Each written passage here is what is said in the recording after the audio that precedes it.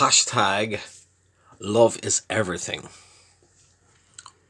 My son Daniel hates when I say hashtag anything. It just makes his brain hurt. Because, I'm an old person and we can't, have anything to do with what is theirs. Sorry, Instagram belongs to everyone, Daniel. Sorry. And hashtags too. But why I'm saying hashtag love is everything, if any of you are paying attention, and then you would notice that I say that a lot, and the hashtag love is everything is something that's on a lot of my posts. And it's actually from a quote from a book called Tuesdays with Morrie, one of my favorite books. Game changer. Gotta read it. And this book is basically about this journalist who goes to visit this fascinating old man called Morrie.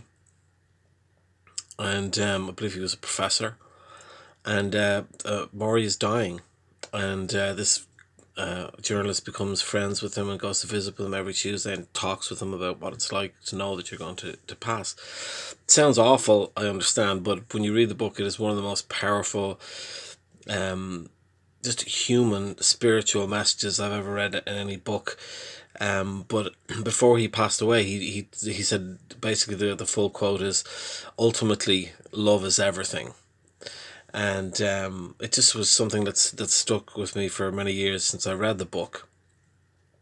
And now as I'm coming out of the closet spiritually and talking about these things, then this is basically, it's a kind of integral thing to me, to everything for me that I believe, which is that that love really is everything. It's all important. And so why am I talking to you about this right now? Well, I think it's really important now when we're in the situation of lockdown, and especially now, as I'm sure you've noticed and it's been on the news and stuff, there's a lot of people who are pissed off right now. This lockdown is just getting old for everyone. And without getting into anything too heavy, you do a couple of Google searches, you'll see there's a lot of things about this virus that are very questionable. Not that whether it exists or not, of course it does exist and people are passing away, but there's a lot of information out there. You don't have to be a rocket scientist to dig and do your research to see that there's a lot of unusual things about this, and I'll leave that to yourself to investigate and discover, and take of that what you may.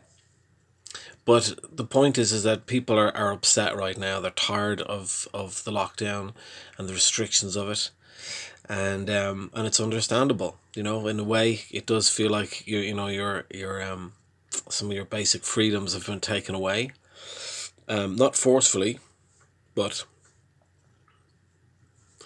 Anyway, that's a whole other conversation. But the point of the matter is that people are done now, and some places are starting to reopen. So some countries in Europe have already got people going back to work, and in America now this weekend, some states are opening up cinemas and barbers and different businesses. And with people being frustrated and then you've got people who are sitting at home who are trying to be responsible, who are getting angry at the people who are out protesting, who are angry at people wanting to get things back going again. And then there's another group of people who are looking at those people who are sitting at home going, you're judging us, like you're looking at those people who are judging them. It's just. And there's a huge political divide in America. There's a huge political divide in most countries. So there's, for every person sitting at home judging, there's another group of people who are sitting at home judging them. And it's just a cycle and a circle that goes round and round. And it comes back to love is everything. There's a reason when you go back and you think about any of the great spiritual leaders, whether it's Jesus or moving forward, Gandhi, so many different people who've spoken, Martin Luther King, Nelson Mandela. I mean, at the end of the day, when you break down what these important people in our history talk about, ultimately what it comes down to is love, you know? That violence is not the answer, that anger is not the answer, that it's in love is the answer. Now, I know when people do heinous, evil things, it's difficult to love. There's always karma for that, because when people do bad things, karma just does its thing. You know, you don't have to. Karma will do much worse to bad people than you ever could, and that's me speaking from experience. Because I understand, you know, I see these people protesting, and I know that some people say, "What the hell are they doing? They're out of their mind." But I actually understand where they're coming from. Are there stupid people protesting in the middle of that? Oh yes, but you know, there's stupid people sitting at home judging everyone else as well. Do you know what I mean? There's many different perspectives on this. It's not just a black and white situation. It's quite complicated, but you don't need me to tell you that. But there it is.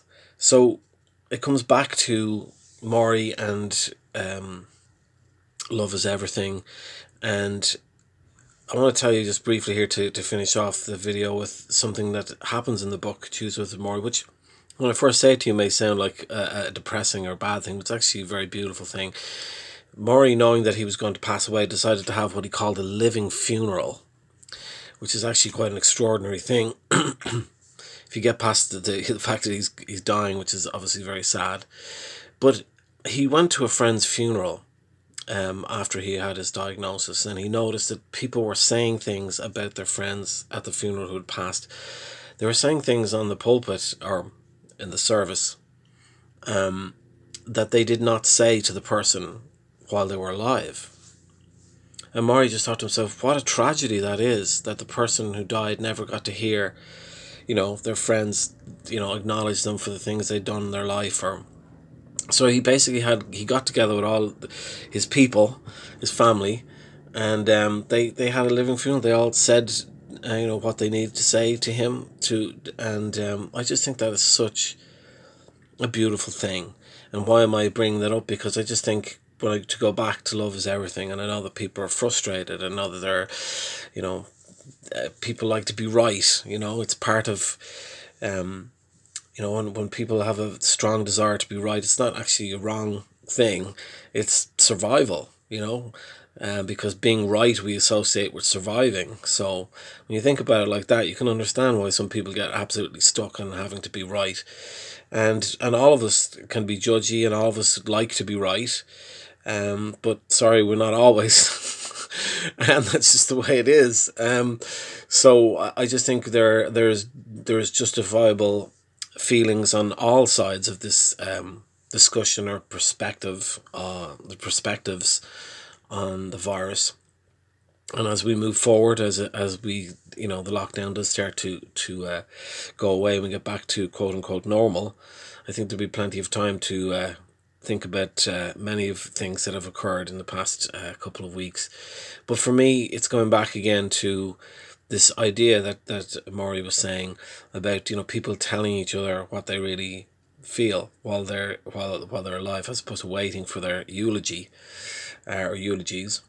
So my thought for you today, and for people who are getting frustrated, just move your mind away from that, please, and think about the people around you that you really appreciate, the people who have made a difference to you.